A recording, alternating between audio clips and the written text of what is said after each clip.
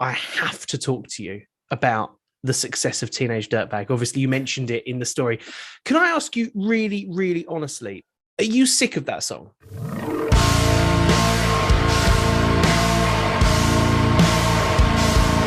I am joined by Brendan Brown from Wheatus. Yeah. Yay! How you doing? I'm okay, man. I'm on the mend from COVID land, but I'm okay. Yes. Yeah, you Yeah. you were saying you look like a fine specimen of a man that is getting over COVID, right? Oh, go on, you old so and so, you. If that doesn't get me a free ticket to one of your fucking gigs, then I don't know what will, man. Um, Guest list for life, man. yes. um, Compliments will get you everywhere. Exactly right. We, despite already having some sort of really strange connection already, we have never actually spoken before. We've never met, and I wanted to break the ice with you by asking a question that I ask all my guests, and it's a fantastic question, I think, because it always generates a really interesting response, Sure. dependent on whether or not you're a fan of what I'm about to ask. Brendan, since 1995 and being in Wheatus, what has been the biggest Spinal Tap moment of your career? Yes. There have been so many, man. Oh boy.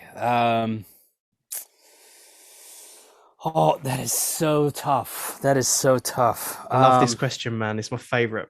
Man, because there are too many answers. Is the real problem is picking the singularity of it all. Okay.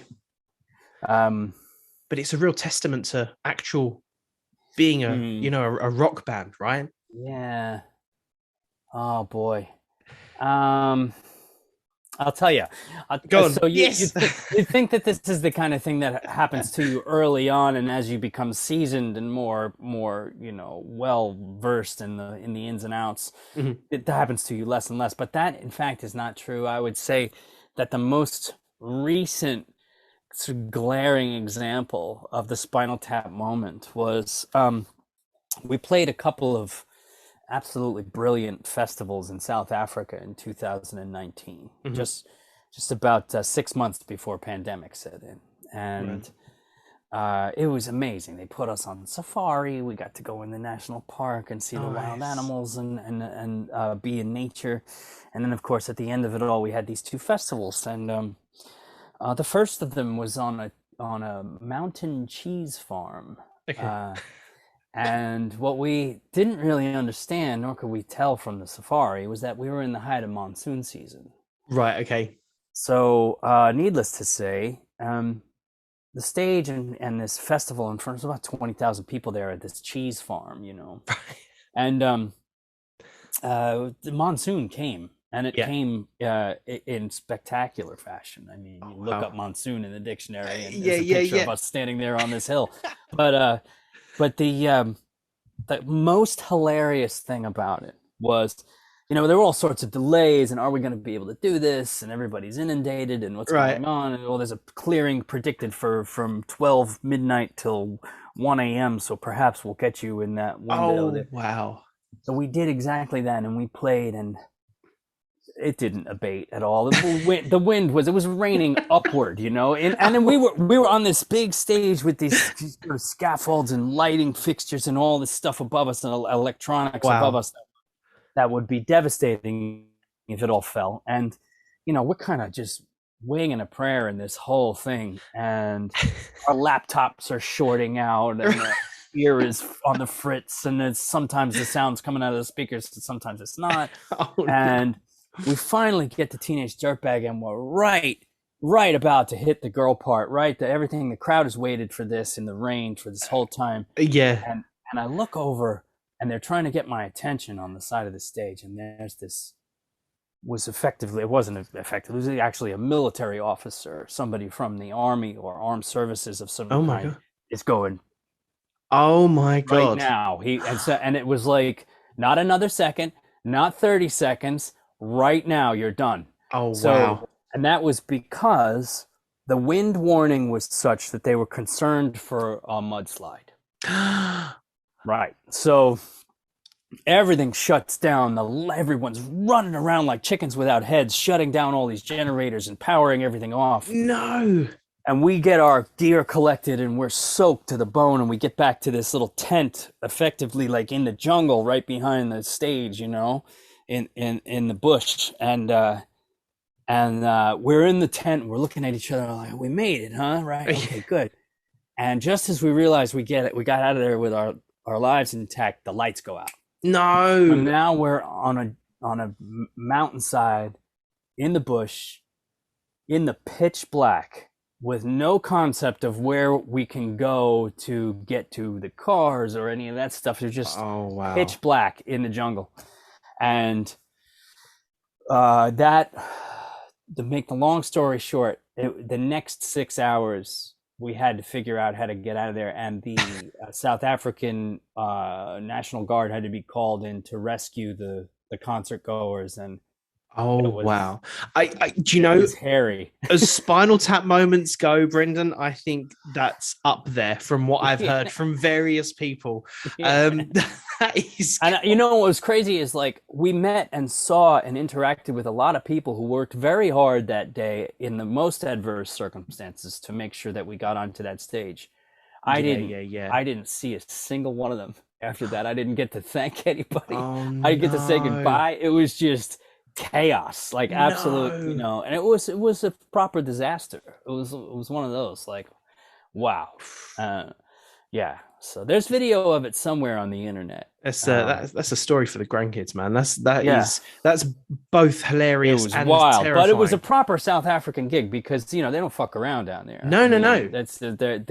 They're made of a special kind of stuff, and they keep going. Our driver in particular was so robust. This guy, I've got to befriend him. He was like one of those people who you want to know for the rest of your life. He was native South African. He had been through just about every version of the country that you could imagine, and he was still in it to love the place and wanted to make everything happen. And this guy was just full of positive ball of positive energy. It was incredible. But that's unreal. I have to talk to you about the success of Teenage Dirtbag. Obviously, you mentioned it in the story. Can I ask you really, really honestly, are you sick of that song? No, not for a second, not even remotely. And I guess the next part of my question before you begin to talk about it, because I just have to talk about it. It was so successful. Not only did it sell 5 million copies, but also I was looking at some of your stats today, and on Spotify it's been streamed 362 million times. That is unbelievable. That's £7, isn't it? That's £7, I think. Yeah. So I could buy you a drink with that, mate. I spent my weekends as a teenager. I said to you before we came on, playing Tony Hawk's, watching the American Pie films, listening to Teenage Dirtbag. I mean, there was a real era when teen movies and pop punk and power pop were a real high. But why do you think Teenage Dirtbag was able to get to the success that it did? Well, for the same reason that we're not bored of it. Teenage Dirtbag represents me as a songwriter accurately. Mm-hmm. It's a personal identity song for me, for us. And yes, I think a lot of the acts from our generation weren't so lucky. Some succeeded with covers that didn't quite represent the rest of their catalog. Okay. And therefore were are you referring to Alien Ant Farm? Yeah, no, well, my favorite song of theirs was always Movies. Yeah, great track. But along those lines, labels were quick to go with a cover. So many bands wound up in that situation where they had the kitschy cover that and we did too. We were one of those, but we were lucky enough also to have gone first with our own song. Yeah. And I think that's made a big difference. Teenage Dirtbag is also has somehow spanned generations in terms of its content, yes, relatability. My father once said that it doesn't matter what generation you're from or who you are, every person growing up experiences some version of loneliness. Some people are able to incorporate it into their worldview and mature, and some people some people fall through the cracks, and it's for whom it can be devastating. But whoever you are, whatever part of the spectrum you're on, you experience it in some way. So I think like multi-generational experience is written into it in some fashion. Yes. I've often said that it's more important what you think of it than what I intended. Okay. Author's intention is not as important as how you feel when you're singing it to yourself in the shower, sort of thing. Yes. Yeah. No, I get that. Yeah. So however people make it their own is the measure of its sustainability. I think, lyrically, as you say, so many people can relate to that, and myself included. I was always kind of the rock geek in school. When everyone else was reading Playboy, I was reading Modern Drummer magazine, right? So that was kind of like where I was in life. We had my version of that is we had an essay. What sport are you good at? And mine was frog catching. That's incredible. That's amazing. But I think, like Teenage Dirtbag is to power pop and I don't know, pop punk what like the final countdown is to 80s glam rock. Like I think it's infamous. I think it's untouchable, and I kind of think it always will be. As a musician, Brendan, I've heard the catalogue of music that Wheatus has produced. I know that as a musician, you are not only dedicated, but very talented. Do you ever feel like you're in competition with yourself to produce something as commercially successful as Teenage Dirtbag? No. Quite the opposite. We don't play the celebrity game very well. Even early on, when it was supposed to be our jobs, we weren't very good at playing ball with the label or showing up at the red carpet properly and any of that. So that's just not who we are. And I think that having created a piece of work that goes out there and sort of climbs those mountains for us and smooths that road has been a blessing and not a curse. Yes.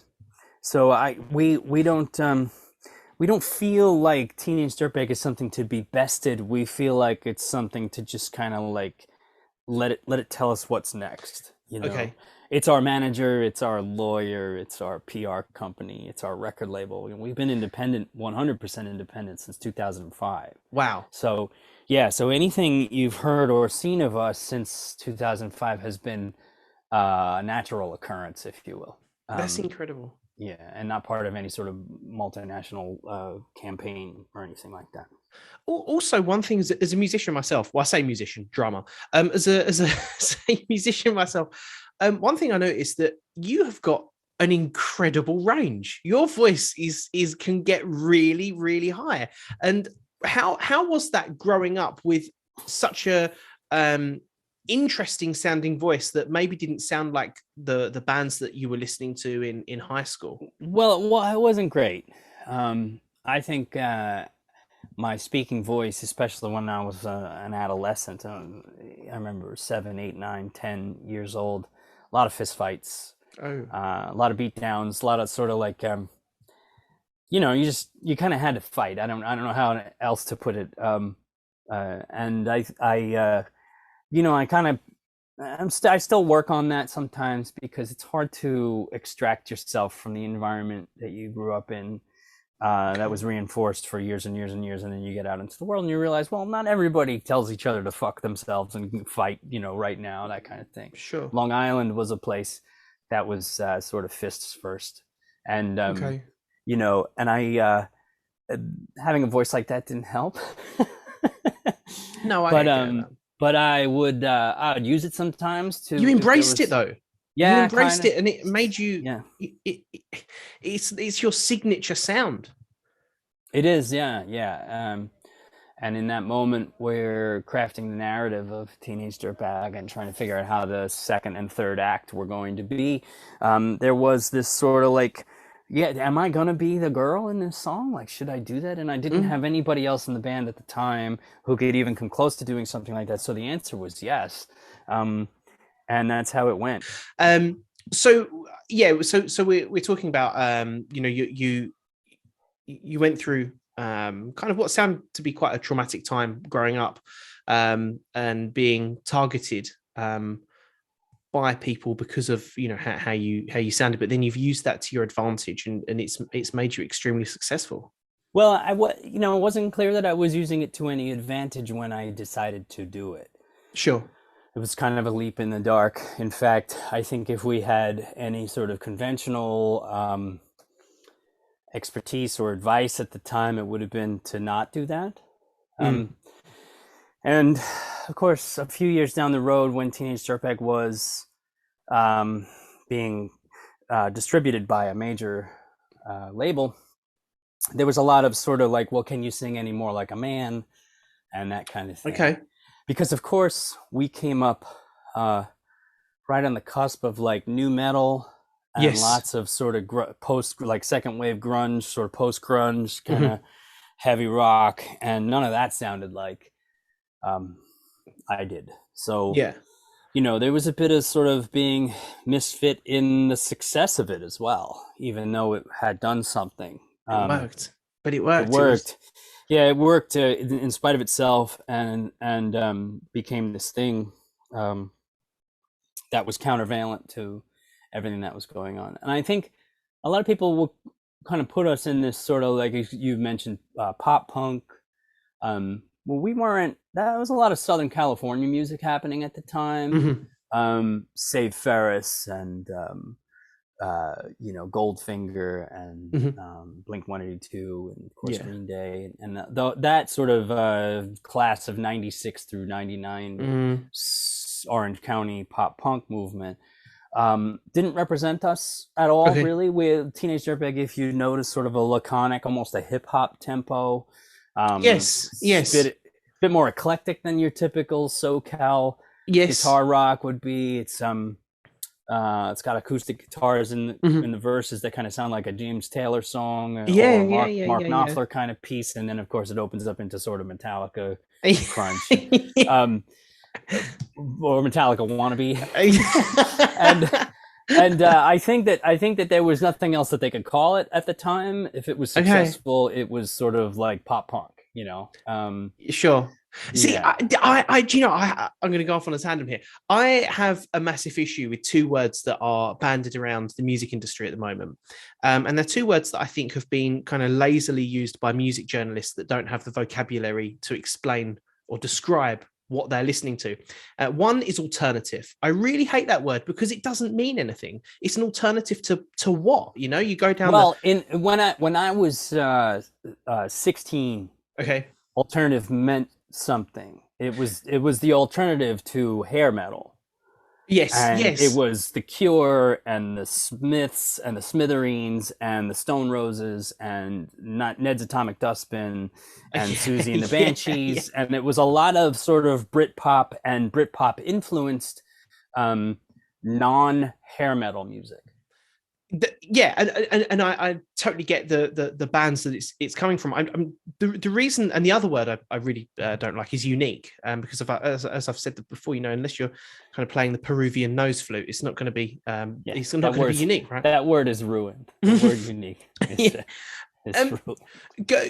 intertwining with what you were just sort of speaking about a moment ago regarding Britpop and how alternative was used in the 90s and how it's used now. With the introduction of the internet, you, Brendan, have probably witnessed the biggest power shift from major label to the consumer, to the fan. Do you think that the introduction of the internet, streaming services, websites, social media, do you think those things have been a positive tool for the aspiring musician, or is it the music industry slitting its own throat? I think it's neither. I think it's the music industry desperately attempting to maintain revenue streams that are long gone. At the same time that I think it has democratized and diversified art, the type of art that we are exposed to and have access to. When I was 10 years old, very few options. There was the radio, which was very formatted. There were music stores, which were sort of corporate-y chains, but for your independence here and there. But they also followed suit a lot closer than the independent the word independent would denote now. Mm. And I'm happy to see that, you know, you can really just find new stuff, find your own stuff. If you're willing to look and you're a music fan, you can customize your tastes and your library pretty extensively. Yes. And that's fantastic. In some ways, the way that deals have changed and the way that popularity in terms of like influencers and YouTube kids and whatever else, they seem to hit their mark in terms of their proliferation faster than they get their monetization game in place. So I think there's a lot of creepy bullshit going on with, you know, older types sneaking in when some kid is having an influencer moment on some social media platform. But some people have been very successful at creating their own monetary models, and it is possible. Back in the day, it was very difficult to make your own money if you were making sort of like mainstream accessible art. You would have to go through some sort of gatekeeper system to get to a point where you were ubiquitous if your art like was suitable to that, you know. But now it is possible where it was impossible. You can make your own business model and you can go and do your own thing, and you don't need to know the right manager or the right label. It gets a little bit more complicated when you talk about touring, because touring is still sort of held down by companies that hold venue access, and you know who they are. We don't need to talk about that, but yeah, I think it's closer to fair a little bit. Yeah. No, you can still lose it all. You can still lose it all. Like Definitely. That's still, you know. Yeah. That's a very well-rounded answer, and I get what you're saying with that. I'm almost 50, so I might be wrong. That's another thing. What? You're almost 50. When did you turn 50?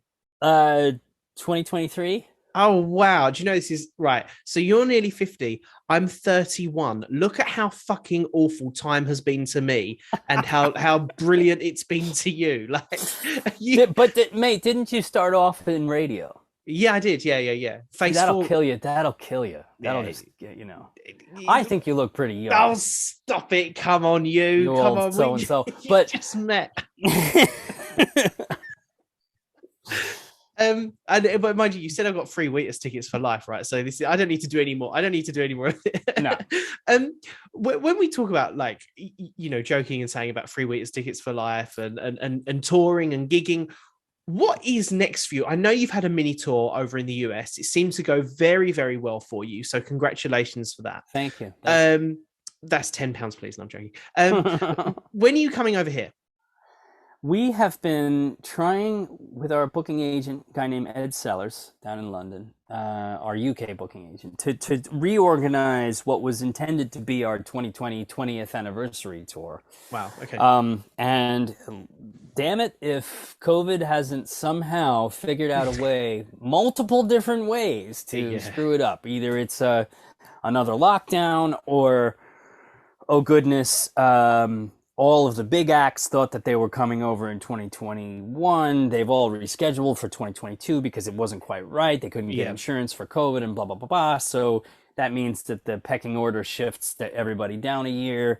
It's been a pretty intense sort of like barrel of surprises. And they keep coming. So as soon as we can get over there and safely do 40 dates in pubs, it's happening. I'm there. I'm at all 40 dates. It's going to be a lot of drinking. That's our thing. The UK is one of these countries where you can just go town to town. You can hit the Loughboroughs and the Peterlees and the Scunthorpes, and you can really, you know, the Yeovilles and the. Look at you and your geography knowledge. Yeah, you're not fucking about, are you? No, and the Carlisles and all the fun places where the big acts don't necessarily always go. Yes. We love doing that. Nothing makes me happier than to play an early Sunday evening. Mm-hmm. Everyone's had their roast, and they're not going to have 10 beers, they're going to have three, but they're going to have them while we play for 90 minutes. And Amazing. the walls are sweating. You know, Yeah, yeah, yeah. that's my native environment. You can smell the roasty vegetables off in the kitchen, and it's just I feel at home doing that. I feel like we're in some modern version of Lord of the Rings, and Strider is sitting in the corner having a pipe, and we are we're just it's the right place for us. And I'll do that 50 nights in a row across Amazing. the United Kingdom. It never bothers. Some backs go over there and they do the academies. They do 7 dates in the big cities. I have no desire to do that. I want every little nook and cranny. Amazing. I want to find all the pubs and all the sweaty rock, holes, and fill them up.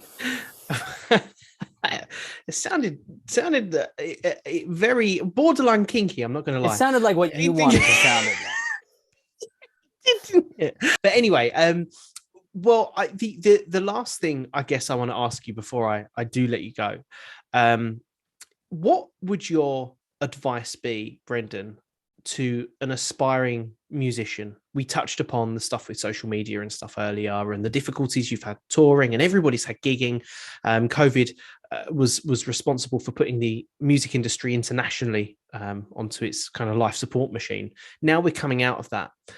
What would your advice be to somebody who just wants to fucking do it? I would say that clout is overrated, short-term bullshit. I would focus on long-term, genuine interest. You don't have to show everybody everything you do all the time. You can take your time to make something that is more special, that says more about the human condition. I mean, there's plenty of place for influencer videos and Instagrams and all kinds of fun TikToks and stuff. I'm not saying don't do that, but I'm saying in the grander scheme, your art form can outshine all of that in the long run, and that's hard. That's hard to do. It's even harder to do now that there's this sort of clout race. It's almost daily or Yes. sometimes hourly. Yeah.